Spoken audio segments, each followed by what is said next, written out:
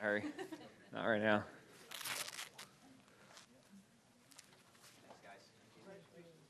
Thank you.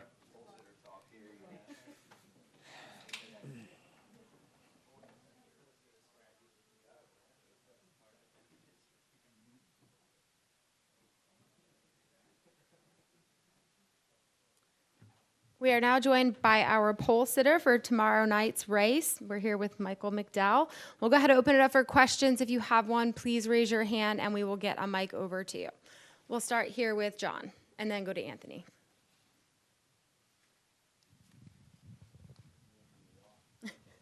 Steps in. John Newby, alt driver. So, 2 front row starts at Daytona, 4 poles this season. I asked this kind of in jest. What gives? Oh, full answer. As long as you can give it.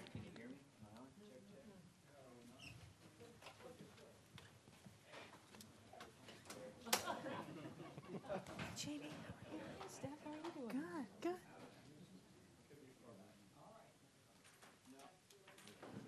I can just talk loud. It's okay. Hold on a sec. We'll get a different one. Can I give him this one? No, we've got down. We got spares. Hang tight.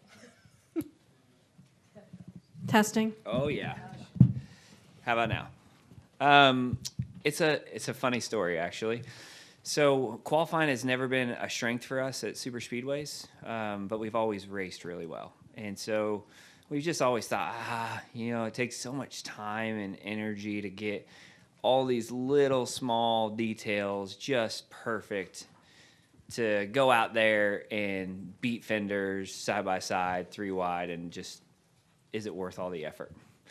And so we just decided, okay, we are going to take as much time as we possibly have available to execute everything that we can to the best of our ability and really focus on taking our time and trying to do every detail perfect. And it was kind of an inside joke at the shop, or just one of those jokes of like, hey, if we go to Daytona for Daytona 500 and we qualify 18th, we are never, ever putting this much time and energy into another race car again. I mean, we just a massive amount of time and energy, and by everybody at front row. And we came down here and we qualified second, right? And we all looked at each other like, oh, you know what this means? It means we got to do this every single time. We set the bar high for ourselves, and so that just moved the bar internally. And so when we went to Atlanta and sat on the pole, I mean, obviously it's the super speedway package, but it's not like Daytona and Talladega where it's just easy flat, like we saw guys hit the wall and spin out in qualifying, right? So it's not exactly the same, but we sat on the pole there and then sort of knew going to Talladega that if we did everything well and found those fine little details that we'd have a shot at it.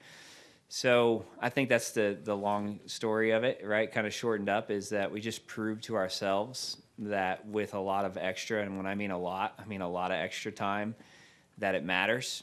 And we just put that time in, and it's just paid off. Yeah. We'll go to Anthony, then to Matt. Wherever the 24 doesn't, I'm going to go. Michael, he's low on fuel. First of all, how special is it to be on the front row right with there your teammates and to got lock by out Tyler the front row? So and, I don't think the bottom's horrible. Turn, I think the top was the right pick. That was where I was encouraging him to go. But win to make the bottom playoffs. works. So I just think you got to take the front row, yeah, and then just see what happens. I mean, I know you won't believe me, but there was. So now it will be William Byron's choice as far as he'll be first to choose. But you look at the fuel.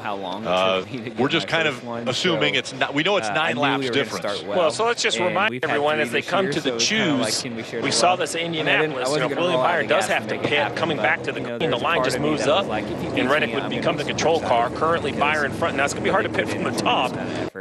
Byron is the control car at the moment. I'd have been excited for him, but it's just not the and way he's it got right. So, but whether it's a speedway or a restart, Brad Kay is Mr. Pusher in my mind. He's going to get a shove down into turn 1.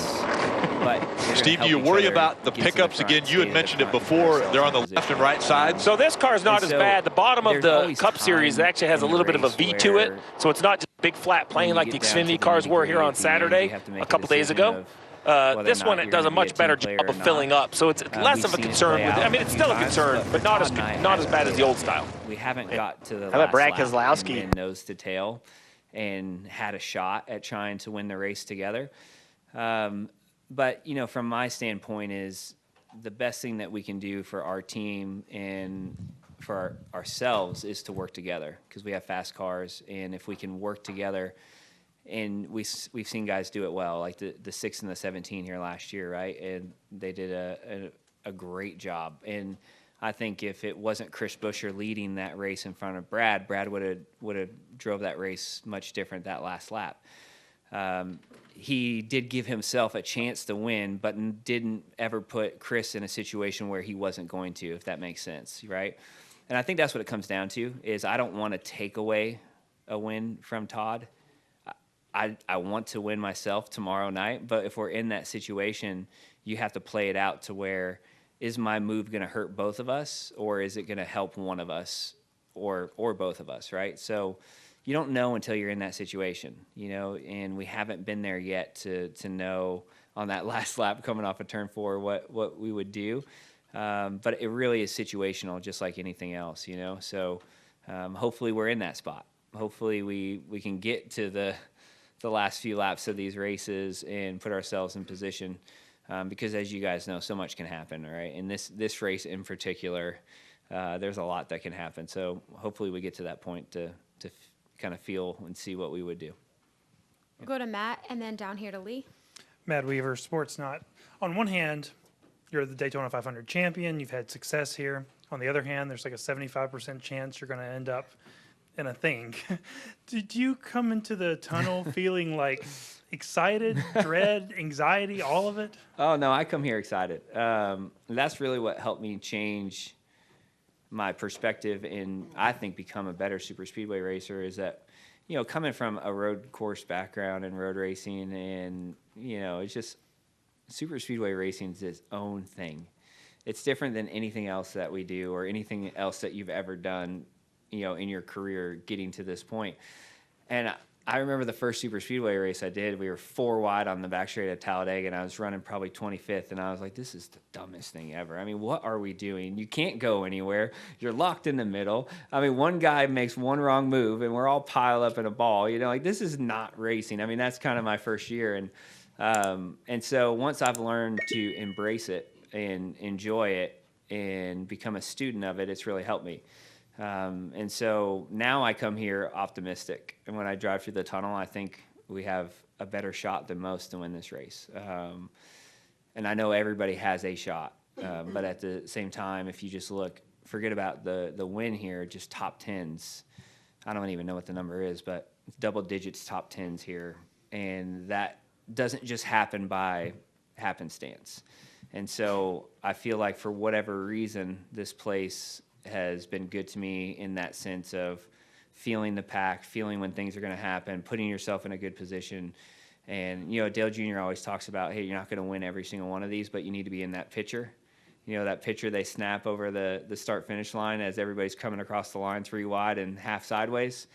And I've been in a lot of those pictures. And if we continue to do that, no different than 2021, we'll have a shot at winning the race. And as you guys saw at Talladega, I mean, obviously we had a shot at winning the race and, just wasn't able to make the right move there and at the end and put myself in a bad spot. So if we keep putting ourselves in that position to win, we'll get one.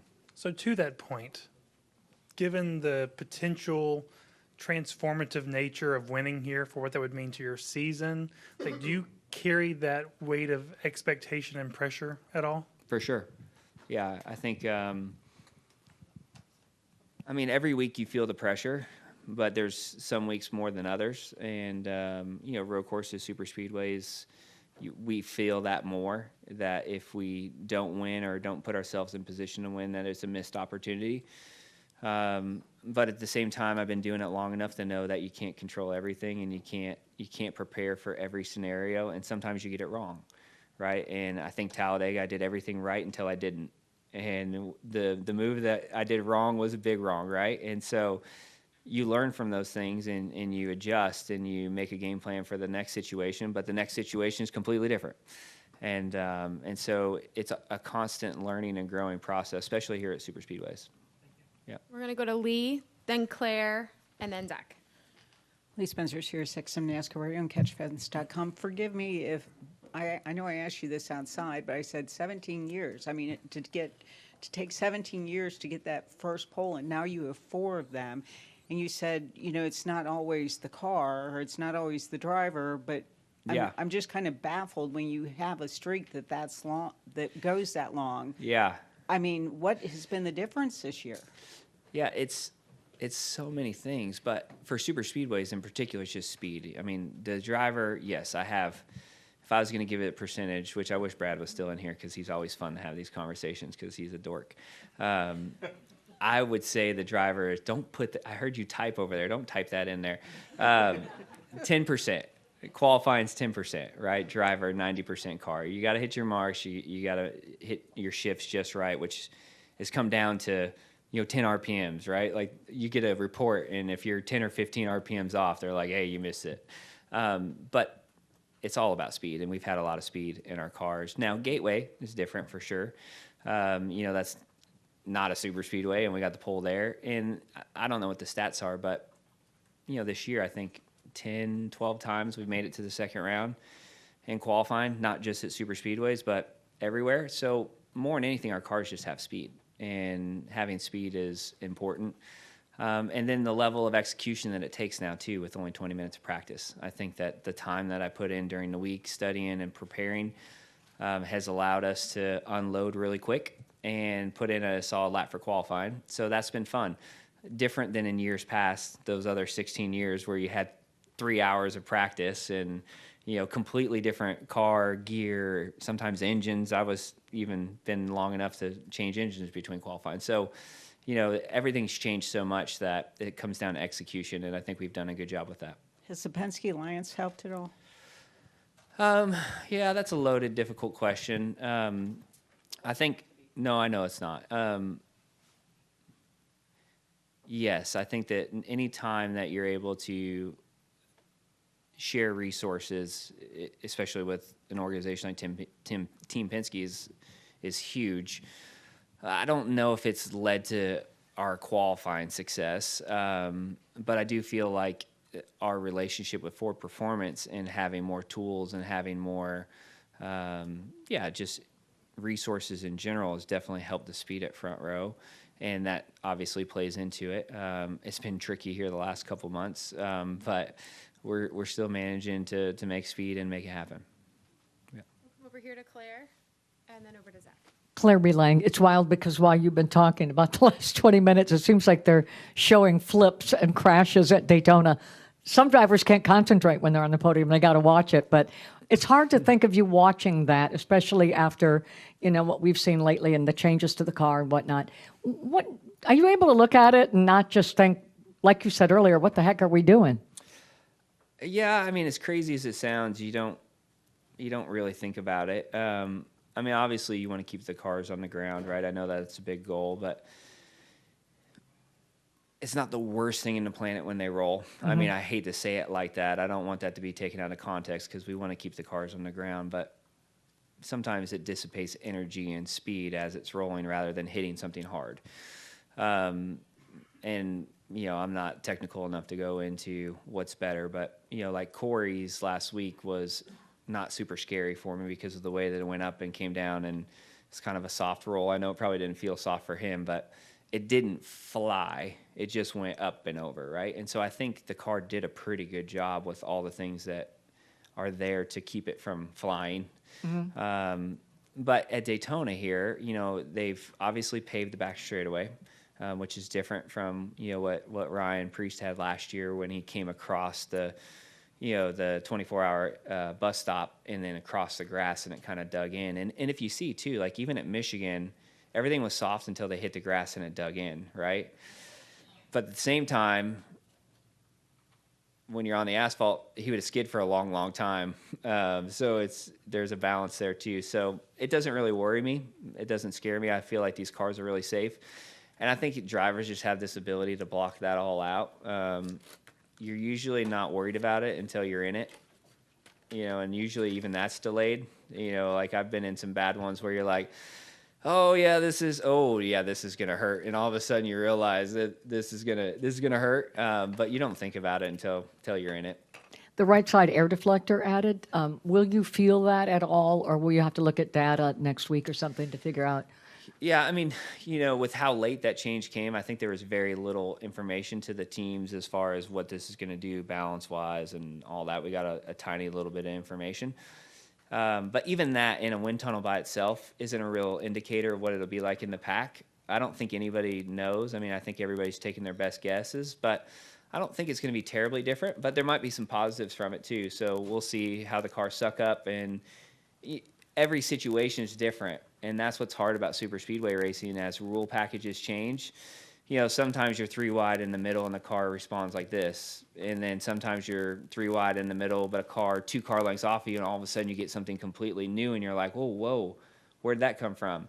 And you can see that, as a fan and as a spectator, when guys are caught off guard or just lose it, it's because there's a situation that they haven't been in before. So with this deflector, I'm sure there'll be some of that, of figuring out, does it do something unique in a certain area, whether that's middle, top, bottom, behind a car, in front of a car. But I don't think it's going to be a huge change. And were you glad they made the change? I honestly didn't think much of it, other than, they said that this helps the takeoff speed. So obviously with last week, they're worried that we're close to that 200 number. Which we are when we're pushing hard and sucked up tight. Most of the time we're 180s and we're well under that. But when you get those massive runs and those big trains coming, you can get there. So I think it's just precaution, I think is probably the best way to describe it. I think they just took an extra measure of, hey, let's be on the good side of this just in case. We'll go to Zach and then come down here to Jerry. Zach Sternillo, NASCAR.com. Michael, you've spent a lot of time in front row. The success, though, that you've had over the last couple of years, and especially this year, how has that, knowing that this is going to be the last year with them, and I know you're still going, bringing Travis along with you to Spire, but has it impacted your perspective on the success that you are having with this 34 group before this final third of the season wraps up? Yeah, for sure. I think you never take it for granted, right? We come down here this weekend knowing that we're going to have a shot at the pole. And you're going to start over next year, and you're going to have to build to that. And you don't know that, And so, driving down here and just thinking about it, like, yeah, you put it in perspective of, tomorrow's not guaranteed, and success is not guaranteed. As you guys have seen my career, I spent a lot of it having very little success. So, I think it's just more of enjoying the process and in the moment, and I'm thankful that our cars have been good and we've had some strong runs. If anything, I'm disappointed about this season, because I think we've been faster and ran better than we've shown, from a point standpoint and winning races, because, just with mistakes, and some of those on me and some of those that we've just had, which you have throughout the year. But I felt like Atlanta was a race that we could have won, and Talladega obviously was a race that we put ourselves in position to win, and there's been a handful of others that have just gotten away from us, and so that's a little bit disappointing on the last year, because I so badly want to win and get us locked into the playoffs, and looking at the playoffs with the way that the rounds are set up and the tracks that are in it. I mean, there's a lot of high expectations, but you got to get there. And we haven't got there. And now I feel like, we're in that last 2 weeks, and we got to make it happen. And this is the first step to making it happen. I mean, there's a good chance I could be sitting here with you tomorrow night, and we're talking about being in the playoffs and having Watkins Glen in there, and having you go through the rounds, and all of a sudden this conversation changes. But it's racing, and we've seen the highs and lows of it, and I've been a part of the highs and lows of it. And so you just don't take it for granted. You enjoy the moment and the process, and, in 2 weeks we'll know. We'll come over here to Jerry. Jerry Jordan, kicking the tire side. Now, you may not be able to answer this, but last week you didn't have the air jack system on the car. I don't know if do you have it this week? Do you know? No. Okay. I do know, but yeah. Okay. So one of the things I'll just ask you is some teams that tried it, two or three of their cars did it, two cars didn't. Yeah. They were experimenting, and some said even that possibly for Daytona because of the weight on that. Do you think that there's that 1.5 pounds actually might give an advantage somehow, low downforce, or low center of gravity by that much? Yes and no. I think weight always matters, so you're always trying to do as much as you can, and you don't want to put anything on your car that's heavy or unnecessary. But for us, more than anything, is just this is kind of the approach that we take. We'll let the big teams figure it out and spend the money first, and if they think it's good, then we'll add it. That's the nice thing about it not being mandatory. I mean, yes, it'd be unfortunate if you're sitting on 4 flat tires and you can't get back to the pits. But as you guys know, if that happens, you're pretty much done anyways. Even if you come out there and they jack you up and you drive back, you're still a lap or 2 down, and so the probability of that being something that you need and it actually be effective, we'd rather watch and see if it's effective for other people first. And I think that's probably why you saw teams split it too, is they're doing the same process but just doing it internally. Yeah. Are there any other questions for Michael? All right. Thanks Thanks for your Appreciate time. it. Good luck Thanks. tomorrow. Thank you.